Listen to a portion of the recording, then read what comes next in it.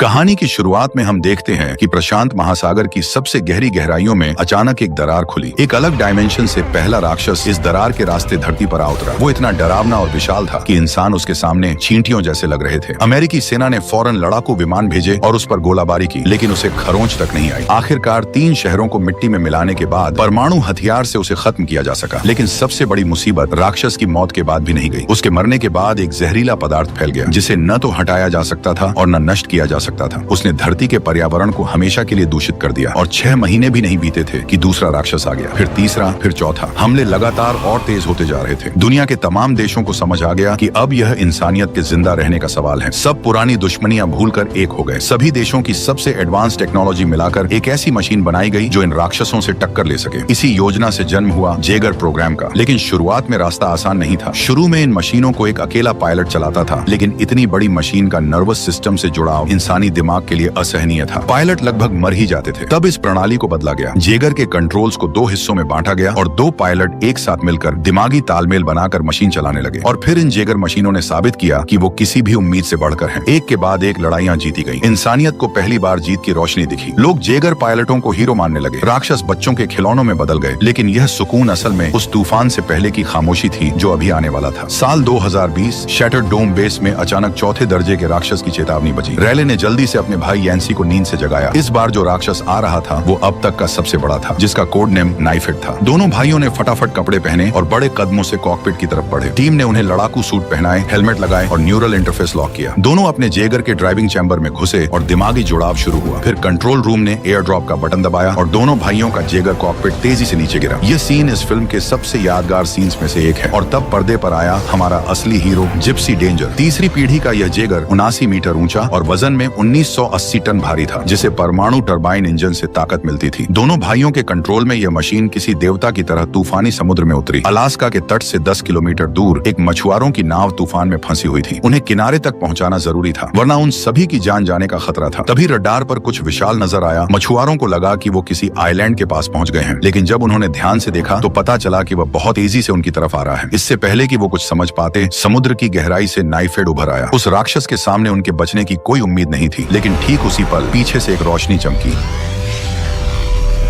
Gypsy danger ने अपनी विशाल हथेली से मछुआरों की नाव को उठाया और नाइफेड के हमले से ठीक पहले उसे सुरक्षित जगह रख दिया। अब किसी की चिंता नहीं थी। अब असली लड़ाई शुरू होनी थी। जिप्सी ने बिना रुके उस पर 3 पावरफुल अटैक्स किए, लेकिन 3 बार के बाद भी नाइफेड ज्यादा घायल नहीं हुआ, बल्कि और भड़क गया। उसने जिप्सी डेंजर का हाथ अपने जबड़ों में दबोच लिया। तभी जिप्सी ने भी उसका सिर पकड़ा और प्लाज्मा कैनन दागा। 3 जोरदार गोलों ने नाइफेड को समुद्र में पटक दिया। दोनों भाइयों ने सोचा मिशन पूरा हुआ। उन्होंने हेडक्वार्टर को खबर दी और वापसी शुरू की। लेकिन तभी वो हुआ जिसकी उम्मीद नहीं थी। नाइफेड अचानक समुद्र से उछलकर ऊपर आया और एक जोरदार थप्पड़ मारा। इस अचानक हमले से दोनों भाई संभल नहीं पाए। उन्होंने फिर प्लाज्मा कैनन उठाई, लेकिन नाइफेड ने पहले ही अंदाजा लगा लिया और जिप्सी का वो हाथ ही उखाड़ दिया। उसी दर्द की लहर दोनों पायलटों के पूरे जिस्म में दौड़ गई। नाइफेड ने इसी मौके का फायदा उठाया और सीधे कॉकपिट पर हमला शुरू कर दिया। यैंसी को पता चल गया था कि अब कॉकपिट ज्यादा देर नहीं टिकेगी। उसने रैले को आखिरी बात कहनी शुरू की, लेकिन अगले ही पल नाइफेड ने उसे कॉकपिट समेत पकड़ लिया। रैले अकेला रह गया और उसके शरीर में तेज दर्द होने लगा। भाई के जाते ही दिमागी जुड़ाव टूट गया। रैले अकेले इस विशाल जेगर को नहीं चला सकता था। नाइफेड बिना रुके हमले कर रहा था, लेकिन रैले ने हार नहीं मानी। अकेले पायलट के असहनीय नर्वस प्रेशर को झेलते हुए उसने एक बार फिर प्लाज्मा कैनन उठाई। अब उसे यैंसी का बदला लेना था। नाइफेड को अभी तक नहीं पता था कि उसकी मौत आ चुकी है। अगले ही पल एक जोरदार धमाका हुआ और हेडक्वार्टर का जिप्सी डेंजर से संपर्क टूट गया। जनरल दुखी होकर पीछे मुड़ा। उसे पता था कि जिप्सी डेंजर शायद अब नहीं रहा। कैमरा कट हुआ और एक बर्फीले किनारे पर पहुंचा। एक बूढ़ा और उसका पोता मेटल डिटेक्टर लेकर उस बर्फीले किनारे पर घूम रहे थे। जब उन्हें एक खिलौना मिला तो दोनों खुशी से भर उठे। तभी मेटल डिटेक्टर से जोरदार संकेत आने लगे। बूढ़े ने सोचा मशीन खराब हो गई है, लेकिन अगले ही पल उन्होंने जो देखा उस पर उन्हें यकीन ही नहीं हुआ। जिप्सी डेंजर लड़खड़ाते कदमों से किनारे की तरफ आ रहा था। किनारे पर पहुंचते ही उसने अपने घुटने टेक दिए और वहीं गिर पड़ा।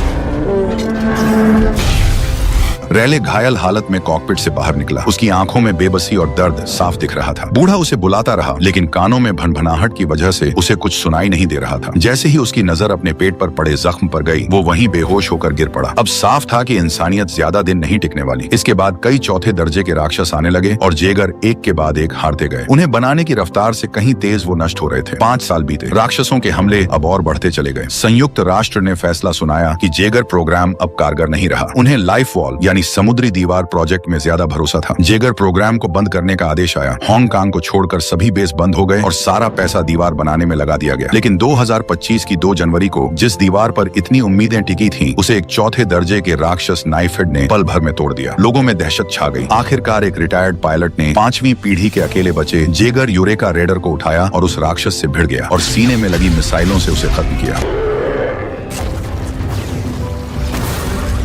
इस लड़ाई ने साफ कर दिया कि दीवार का सपना टूट चुका है और जेगर प्रोग्राम ही इंसानियत का एकमात्र सहारा है। तभी एक हेलीकॉप्टर एक पुराने कारखाने के बाहर उतरा। जनरल खुद रैले को ढूंढते हुए आया था। उनका मकसद सीधा था। वो रैले को वापस युद्ध के मैदान में उतारना चाहते थे। जिप्सी डेंजर की कमान उसे फिर से सौंपनी थी, लेकिन रैले के लिए यह इतना आसान नहीं था। भाई की मौत का साया उससे अभी तक नहीं उतरा था। किसी और के साथ दिमागी जुड़ाव बनाने की हिम्मत वो खो चुका था। उसने माफी मांगी और मुड़कर जाने लगा, लेकिन जनरल ने हार नहीं मानी। इंसानियत की जिंदगी और मौत के इस मोड़ पर रैले ने आखिरकार हाँ कह दी। वो जनरल के साथ शैटर्ड डोम बेस पहुंचा, जहां उसकी फ्यूचर गर्लफ्रेंड मोरी माँ को पहले से उसका इंतजार कर रही थी। जनरल ने रैले को बेस का दौरा कराया। एक वक्त था जब यहाँ 30 जेगर खड़े रहते थे, लेकिन अब सिर्फ 4 बचे थे। पहला था क्रिम्सन टाइफून, चीन में बना चौथी पीढ़ी का जेगर, जिसके 3 हाथ इसे क्लोज कॉम्बैट में बेजोड़ बनाते थे। दूसरा था चेर्नो अल्फा, रूस में बना पहली पीढ़ी का जेगर। यह पुराना जरूर था, लेकिन ताकत और कवच में सबसे भारी। तीसरा था यूरेका रेडर, ऑस्ट्रेलिया में बना 5वीं पीढ़ी का जेगर, जो सबसे तेज और सबसे घातक एकमात्र 5वीं पीढ़ी की मशीन थी। और चौथा था रैले का अपना जिप्सी डेंजर, जिसे अब पूरी तरह मॉडिफाई कर दिया गया था। अब जरूरत थी रैले के लिए एक को पायलट ढूंढने की। नियम था कि जो भी रैले को हरा दे वही उसका साथी बनेगा। एक एक करके सभी कैंडिडेट उतरे और एक एक करके हारते गए। 10-12 लड़ाइयों के बाद रैले का मन उठ गया। उसने सीधे माको मोरी को चुनौती दी। जनरल के पास और कोई चारा नहीं था। माको ने लड़ाई का स्टैंस बनाया। वह पूरी तरह सीरियस थी। रैले ने भी अपना सबसे निडर अंदाज दिखाया। लड़ाई शुरू हुई। माको बाहर से नाजुक दिखती थी, लेकिन उसके वार इतने तेज और सटीक थे कि रैले पर भारी पड़ने लगे। पहला अंक माको को मिला। रैले ने तब जवाब दिया और एक दांव से उसे पलट दिया। आखिरी फैसले की बारी में माको ने अपनी पूरी ताकत झोंक दी और जीत अपने नाम कर ली। रैले ने अपना मन बना लिया कि वही उसकी को पायलट बनेगी, लेकिन जनरल ने सीधे हाँ नहीं कहा। उन्होंने दोनों को 2 घंटे बाद ट्रेनिंग डोम में बुलाया। वहाँ दोनों ने लड़ाकू सूट पहने और पहली बार असली दिमागी जुड़ाव शुरू किया, लेकिन जुड़ाव आसान नहीं था। रैले के दिमाग में भाई की मौत का वो पल फिर उभर आया। नर्वस सिस्टम में उथल पुथल मची और जुड़ाव टूट गया। रैले ने अपनी इच्छा शक्ति से खुद को संभाला, लेकिन माँ को पहली बार के इस तूफान को नहीं संभाल पाई। माँ को अपनी पुरानी यादों में खो चुकी थी। रैले चाहे जितना पुकारे, लेकिन माको पर कोई असर नहीं हुआ। उन यादों में छोटी माको का शहर राक्षस के हमले में तबाह हो रहा था। माँ बाप उससे बिछड़ चुके थे। अकेली और बेबस छोटी माको बस भागती रही। राक्षस ने उसे एक तंग गली में घेर लिया। जैसे ही उसका विशाल चेहरा माको के करीब आया, डर के मारे उसने अनजाने में अपना दाहिना हाथ उठा दिया और इसी से असल दुनिया में जिप्सी डेंजर की प्लाज्मा कैनन चालू हो गई। अगर वो फायर हो जाती तो पूरा बेस तबाह हो जाता, लेकिन एक कर्मचारी ने फुर्ती दिखाई और मेन पावर का तार खींच लिया। कैनन रुक गई और एक बड़ी तबाही टल गई। माको भी धीरे धीरे अपनी यादों से बाहर आई। हादसे के बाद जनरल ने दोनों को बुलाया और गुस्से में माको को रैले की को पायलट के पद से हटा दिया। रैले समझ नहीं पाया, क्योंकि माको से बेहतर कोई नहीं था, लेकिन फिर उसे समझ आया यादों में जो राक्षस माको को मारने वाला था, उसे किसी ने अचानक एक तरफ खींच लिया था। जब माको ने झांक कर देखा तो राक्षस खत्म हो चुका था और उसे खत्म करने वाला जनरल का ही जेगर टैंगो ओरे था। उसी दिन से जनरल ने छोटी माको को अपनी बेटी की तरह अपना लिया था। माको को बचाना जनरल के लिए सिर्फ एक मिशन नहीं था, ये उसका दिल का रिश्ता था। इसीलिए वो उसे खतरे में नहीं देखना चाहता था। रैले ने जनरल से माको के लिए बात करनी चाहिए, लेकिन जनरल टस से मस नहीं हुआ। रैले बोला कि यह उसकी सुरक्षा नहीं, बल्कि माको की ताकत को दबाना है। तभी सिस्टम में रेड अलर्ट आया। इतिहास में पहली बार एक साथ 2 राक्षसों का संकेत मिला था। 2 चौथे दर्जे के राक्षस लेदरबैक और ओटाची एक साथ उसी दरार से निकल रहे थे। हालात बेहद गंभीर थे। जनरल ने फौरन रणनीति बनाई। उसने तुरंत क्रिम्सन टाइफून और चेर्नो अल्फा को लड़ने के लिए आगे भेजा। यूरेका रेडर को पिछली तरफ से खुले पानी की निगरानी पर तैनात किया गया। रैले और माको को फिलहाल रुकने का आदेश था। दोनों जेगर तुरंत तट पर पहुंचे। समुद्र की सतह पर बड़े बड़े कदम रखते हुए हर हलचल पर ध्यान रखने लगे। तभी बिना किसी चेतावनी के लेदरबैक पानी से उछला और क्रिम्सन टाइफून को एक पूंछ के वार से 10 मीटर दूर उड़ा दिया। तीनों भाई तेजी से अपनी फॉर्मेशन में वापस आ गए। उन्होंने तेजी से अपनी रोटेटिंग ब्लेड तैनात किए और तीनों हाथ एक साथ घुमाते हुए लेदरबैक पर टूट पड़े। उन घुमावदार लपटों जैसे हाथों ने राक्षस के जिस्म को काटना शुरू किया, लेकिन लेदरबैक ने चालाकी दिखाई। उसने क्रिम्सन के दोनों हाथ पकड़ लिए। क्रिम्सन ने तब अपने पूरे इंजन की ताकत लगाकर एक जोरदार जंप मारी। वह हवा में घूमा और लेदरबैक को झटके से दूर फेंक दिया। चेर्नो अल्फा तुरंत आगे आया और लेदरबैक के सिर पर जोरदार मुक्के बरसाए, लेकिन अगले ही पल लेदरबैक की पूंछ ने उसे भी ढेर कर दिया। उसी मौके का फायदा उठाकर लेदरबैक ने अपनी मजबूत पूंछ क्रिम्सन टाइफून के सिर के चारों तरफ लपेट दी और इससे पहले कि 3 भाई कुछ कर पाते, क्रिम्सन का सिर चूर हो गया और वो गिर पड़ा। साथी को गिरते देख चेर्नो अल्फा में रूसी जोड़े का खून उबल उठा। वो बदला लेने झपटे, लेकिन लेदरबैक का एक और दांव बाकी था। उसके मुंह से तेज एसिड की धार निकली, जिसने चेर्नो अल्फा की अनब्रेकेबल समझी जाने वाली मजबूती को पल भर में गला दिया। मुसीबत में चेर्नो अल्फा ने यूरेका रेडर को पुकारा। यूरेका पूरी रफ्तार रफ्तार से आगे बढ़ा, लेकिन तभी दूसरा राक्षस ओटाची पानी से उछला और पीछे से हमला कर दिया। उसके तीखे पंजों ने चेर्नो अल्फा का कॉकपिट फाड़ दिया। यूरेका रेडर चेर्नो की मदद को आना चाहता था, लेकिन लेदरबैक ने रास्ते में ही उसे रोक लिया। दोनों के बीच लड़ाई चल रही थी और इधर चेर्नो अल्फा ओटाची के सामने टिक नहीं पाया। ओटाची ने चेर्नो अल्फा का इंजन तोड़ दिया और दोनों पायलट उसी जेगर के साथ खत्म हो गए। अब सिर्फ यूरेका रेडर बचा था। उसने लेदरबैक को उठाया और जोर से दूर फेंका। जैसे ही वो पानी में गिरा, यूरेका ने अपनी मिसाइलें दागने की तैयारी की, लेकिन ओटाची ने खतरा भांप लिया। उसने अपने सिर के ऊपर इलेक्ट्रोमैग्नेटिक पल्स इकट्ठी की और एक विशाल इलेक्ट्रिक वेव छोड़ी। यूरेका रेडर करंट लगने जैसा थरथराया और उसके पूरे कंट्रोल्स चले गए। और सिर्फ यूरेका ही नहीं, जहां तक वो तरंग पहुंची, हर बिजली की चीज ठप हो गई। पूरा बेस अंधेरे में डूब गया। अब जनरल के पास कोई चारा नहीं था। रैले और माको को जिप्सी डेंजर लेकर जाने का आदेश दिया गया। उधर लेदरबैक हांगकांग के किनारे तक पहुंच चुका था, लेकिन वो तबाही मचाने की बजाय किसी को ढूंढ रहा था। लोग शहर छोड़कर अंडरग्राउंड बंकर में छिप गए। ओटाची यूरेका रेडर को तुरंत खत्म नहीं कर रहा था, बस उसके चारों तरफ घूम रहा था। हैंसन बाप बेटे असली मर्द निकले। वह कॉकपिट से बाहर निकले और ओटाची की आंखों के सामने सिग्नल फ्लेयर दागे। उन्होंने बिना डरे आखिरी लड़ाई लड़ी। इस हिम्मत ने ओटाची को भड़का दिया। उसने अपने विशाल हाथ उठाए और आखिरी वार करने को तैयार हुआ, लेकिन तभी जिप्सी डेंजर ने अपनी हीरो वाली एंट्री मारी। ओटाची उसे देखकर पागल हो उठा और सीधे उस पर झपटा। जिप्सी ने एक फुर्तीला कदम उठाया और बचते हुए ओटाची को पीछे धकेला। फिर उसके उस अंग को पकड़ा जिससे इलेक्ट्रोमैग्नेटिक पल्स निकलती थी और पूरी ताकत से उसे नोच लिया। ओटाची दर्द से चिल्लाया और बेकाबू होकर उसने जिप्सी डेंजर को अपनी बाहों में जकड़ लिया। उसने उसे कुचलने की कोशिश की, लेकिन जिप्सी की मजबूती उसके वश की नहीं थी। हार मानकर उसने जिप्सी को एक तरफ उछाल दिया। जिप्सी हवा में उड़ा और बंदरगाह पर जा गिरा और दसियों मीटर तक जमीन पर घिसटता रहा। तब ओटाची भारी कदमों से जिप्सी की तरफ बढ़ा। रैले और माको का खून खौल उठा। उन्होंने जिप्सी को आगे दौड़ाया, रफ्तार बढ़ाई और हवा में उछलकर सैकड़ों टन का मुक्का ओटाची के सिर पर दे मारा। ओटाची चकरा गया, लेकिन जिप्सी रुका नहीं। एक के बाद एक कई मुक्के बरसाता रहा। कुछ वारों के बाद ओटाची बुरी तरह थकने लगा। तब उसने पास खड़ी एक क्रेन उठाई और जिप्सी पर दे मारी। जिप्सी ने भी जमीन से एक भारी चीज उठाई और उसे उसके सिर पर तोड़ दी। फिर प्लाज्मा कैनन दागी और ओटाची के पेट पर एक के बाद एक गोले मारे, लेकिन ओटाची की जान इतनी सख्त थी कि उसने 15 से ज्यादा प्लाज्मा वार झेल लिए। तब जाकर उसका एक पूरा हाथ उखड़ा और वो धीमा पड़ गया। जिप्सी ने उसकी लाश एक तरफ फेंकी, लेकिन जाने से पहले कुछ और प्लाज्मा गोले दागे। जब तक ओटाची का शरीर पूरी तरह बर्बाद नहीं हो गया, रैले ने फायरिंग नहीं रोकी। रैले की यह सावधानी बेवजह नहीं थी। साल पहले नाइफेड के साथ लड़ाई में उसने और यांशी ने भी यही गलती की थी कि राक्षस को मरा समझ लिया था। उसी भूल की कीमत उसके भाई ने जान देकर चुकाई थी। अब बारी थी हांगकांग शहर में छुपे लेदरबैक की। लेदरबैक शहर के अंदर घुस चुका था, लेकिन वह तबाही नहीं मचा रहा था। वो किसी को ढूंढ रहा था और वो था वैज्ञानिक डॉक्टर न्यूट, जिसने राक्षस के दिमाग से खुद को जोड़कर उनके राज जानने की कोशिश की थी। लेकिन इस एक्सपेरिमेंट में उसके अपने विचार भी राक्षसों के मालिकों तक पहुंच गए थे। इंसानों का हर प्लान दुश्मन को पता चल गया था। यही कारण था कि राक्षसों ने जेगर की कमजोरियां जान ली थी। जिप्सी डेंजर एक जहाज को खींचते हुए हांगकांग की गलियों में घुसा। उन्होंने उस जहाज को उठाकर लेदरबैक के सिर पर दे मारा। लेदरबैक चकरा गया, लेकिन वो भी चालाक था। उसने तुरंत अपनी पूंछ से जहाज को जकड़ा और एक झटके में दूर फेंक दिया। फिर पूंछ घुमाई और जिप्सी को उड़ा दिया। जिप्सी खड़ा हुआ और लेदरबैक को ढूंढने लगा, लेकिन वो किसी इमारत में छुप गया था। जिप्सी सतर्क होकर गलियों में खोजता रहा। तभी लेदरबैक एक इमारत से झपटा।